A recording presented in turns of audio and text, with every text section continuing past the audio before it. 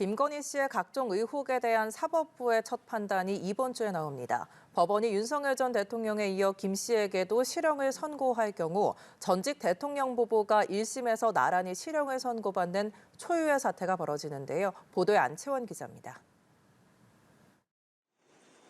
서울중앙지법 형사합의 27부는 오는 28일 오후 김건희 씨에 대한 1심 선고 공판을 엽니다. 재판부가 판단하게 되는 김 씨의 혐의는 총 3가지로 도이치모터스 주가 조작과 통일교 뇌물, 명태균 여론조사 관련 정치자금법 위반 혐의입니다. 김 씨는 2010년에서 2012년 사이 권오수 전 도이치모터스 회장 등과 주가 조작을 공모해 고가 매수, 허수 매수 등 방법으로 8억 원 이상의 부당 이득을 얻은 혐의를 받습니다.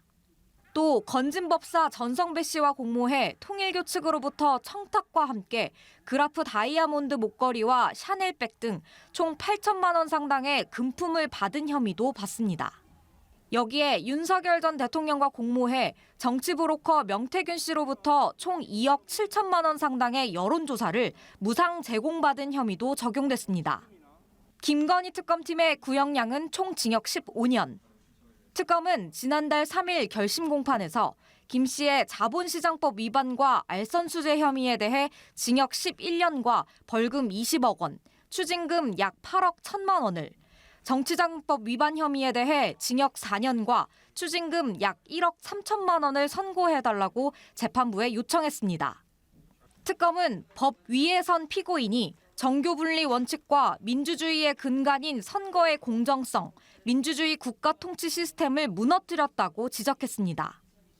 김건희가 윤석열 전 대통령의 정치 입문 단계부터 주도적인 역할을 하였고 공식적인 지위나 권한이 없는 김건희가 대통령의 버금가는 지위를 향유하였음을. 김 씨는 최후 진술에서 특검 주장에 다툴 여지는 있는 것 같다면서도 국민들께 큰 심려를 끼친 점은 진심으로 죄송하다고 말했습니다.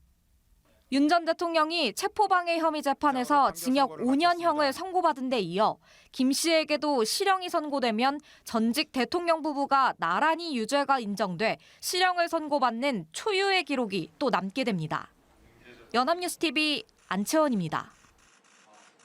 오는 28일엔 김건희 씨 외에도 국민의힘 권성동 의원 또 윤영호 전 통일교 세계본부장에 대한 1심 선고도 내려지는데요. 정규유착 의혹에 대한 법원의 첫 판단인 만큼 다른 재판과 진행 중인 수사에도 영향을 줄 것으로 보입니다. 이동훈 기자입니다. 오는 28일 국민의힘 권성동 의원, 윤영호 전 세계본부장에 대한 1심 선고가 진행됩니다. 최대 관건은 법원이 정교유착 의혹을 인정하느냐입니다.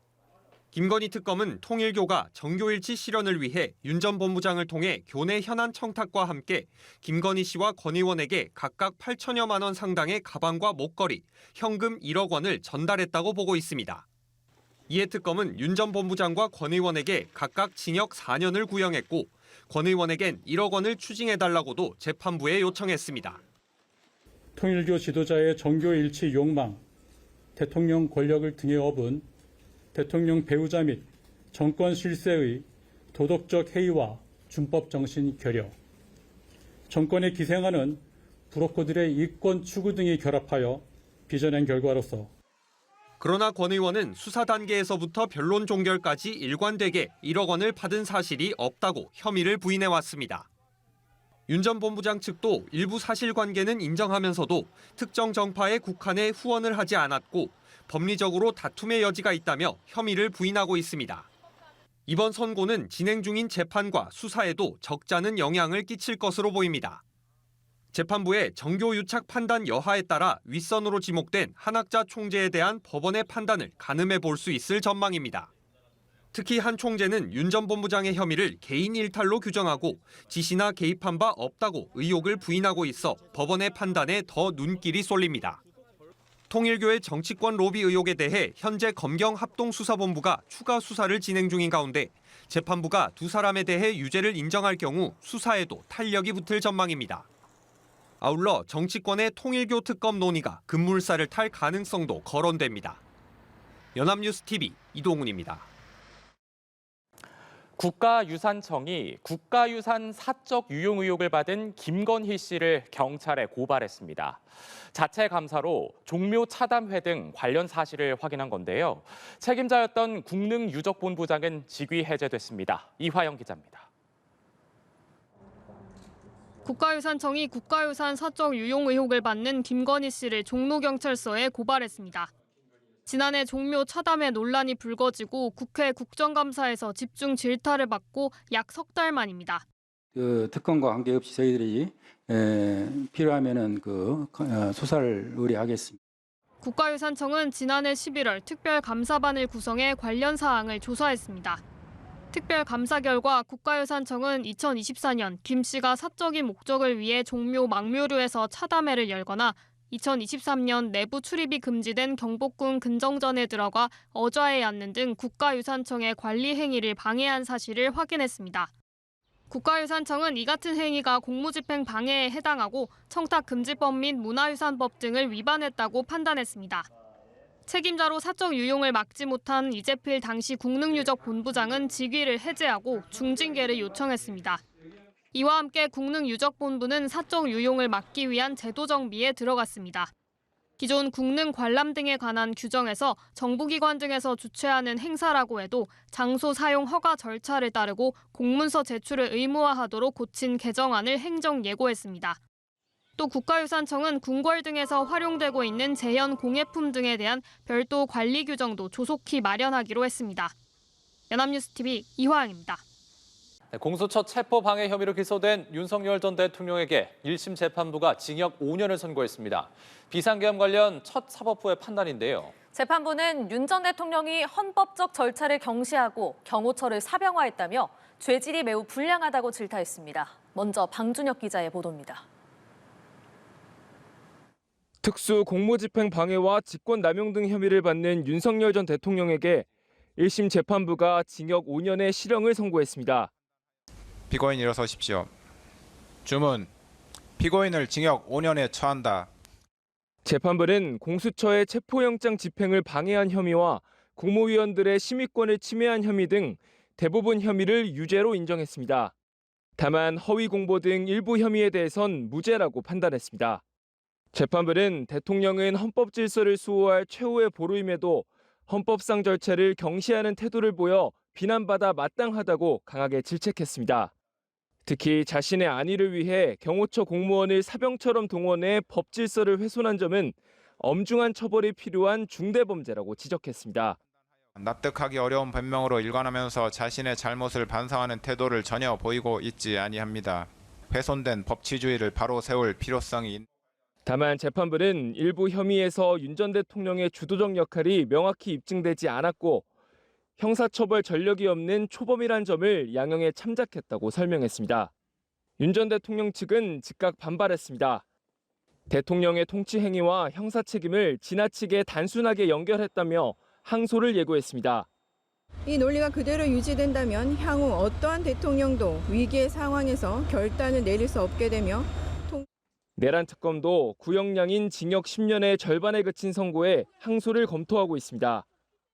윤 전 대통령이 받는 8개 재판 가운데 첫 사법적 판단이 나오면서 다음 달 19일로 예정된 내란 우두머리 혐의 선고에도 관심이 쏠리고 있습니다. 연합뉴스TV 방준혁입니다. 법원의 첫 판단을 받은 윤석열 전 대통령은 재판 내내 굳은 표정이었습니다. 자신의 혐의가 하나둘 유죄로 확정되자 얼굴이 붉어지기도 했는데요. 내란 우두머리 결심 공판에서 사형 구형을 받고 웃음을 짓던 모습과는 딴판이었습니다. 백유빈 기자입니다. 윤석열 전 대통령의 체포방해 사건 선고를 앞둔 서울중앙지법 311호 법정. 흰색 와이셔츠에 짙은 남색 정장을 입은 윤 전 대통령이 굳은 표정으로 들어섭니다. 왼쪽 가슴에는 수형번호 3617이 새겨진 명찰이 달렸습니다. 윤 전 대통령은 입장 후 재판부를 향해 가볍게 고개를 숙인 뒤 피고인석으로 향했습니다. 백대현 재판장은 엄숙한 분위기 속에 재판 시작을 알리며 가장 먼저 방청석을 향해 질서 유지를 당부했습니다. 윤 전 대통령을 지지하는 시민들 중 일부는 이날 선고를 법정에서 지켜봤습니다. 폭언, 소란 등의 행위로 법원의 심리를 방해하거나 재판의 위신을 현저하게 훼손한 사람에 대해서는 20일 이내에 감치에 처하거나 100만 원 이하의 과태료를 부과할 수 있습니다. 이후 재판부가 판결문을 읽어 내려가는 동안 윤 전 대통령은 내내 굳은 표정이었습니다. 그러다 재판부가 공소사실 대부분을 유죄로 판단하자 윤 전 대통령의 얼굴은 점차 붉어지기 시작했고 간간히 한숨을 내쉬거나 주변을 둘러보며 불안한 듯한 모습을 보이기도 했습니다. 앞서 내란 우두머리 사건 결심 공판에서 특검의 구형에 헛웃음을 치며 여유를 보였던 모습과는 사뭇 대조적이었습니다. 이후 재판부가 징역 5년을 선고하자 윤 전 대통령은 입술을 살짝 깨물었습니다. 구체적인 범행 내용 등에 비춰보면 피고인의 죄질이 매우 좋지 아니합니다. 재판이 끝난 뒤 자리에서 일어난 윤 전 대통령은 가장 먼저 변호인단을 향해 가볍게 고개를 끄덕였습니다. 이후 발걸음을 옮기다 잠시 멈춰서 재판부를 향해 마지막으로 고개를 숙인 뒤 법정을 나섰습니다. 윤 전 대통령 퇴장 뒤에 법정에는 침묵이 이어졌고 우려했던 방청객 소란은 없었습니다. 법원 밖에는 윤 전 대통령을 지지하는 시민들이 몰리며 종일 긴장감이 감돌았습니다. 선고 결과가 전해지자 일부 시위대는 고성을 지르거나 눈물을 보이기도 했지만 경찰이 인파를 통제하면서 큰 충돌은 발생하지 않았습니다. 연합뉴스 TV 백유빈입니다.